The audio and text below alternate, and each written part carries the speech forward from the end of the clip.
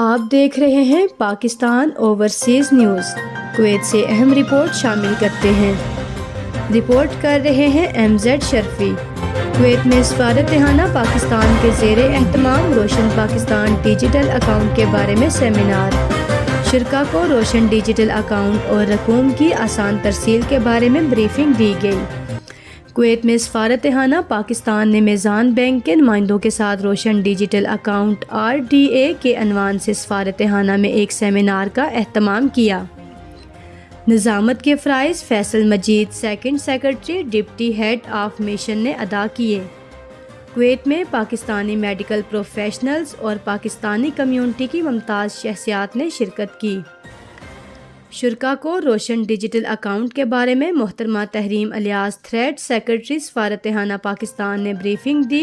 ان لوگوں کے لیے کی گئی تھی، specially overseas Pakistanis who find difficulty with regards to operating their banks in Pakistan, کیونکہ کچھ عرصے کے لیے آپ نہ استعمال کریں، آپ کا اکاؤنٹ ڈورمنٹ ہو جاتا ہے and you have to visit the embassies or you have to consult with the concerned banks for operationalization of your اور اکاؤنٹ رکھنے والوں کو فراہم کی جانے والی خدمات کے بارے میں بھی آگاہ کیا گیا۔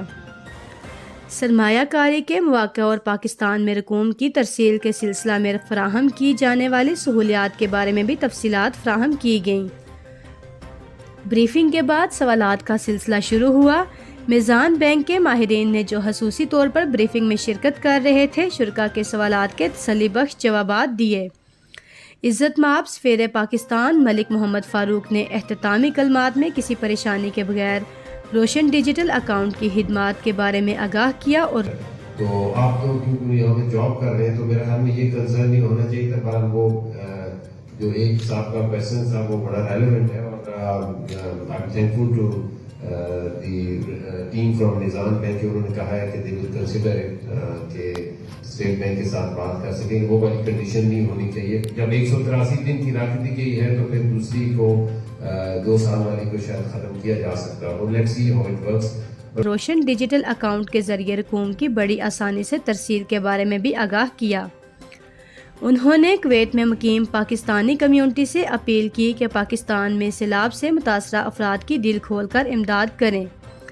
ایڈیٹر سینئر صحافی محمد عمر، کیمرہ مین ووپ میڈیا کے ساتھ پاکستان اوورسیز نیوز۔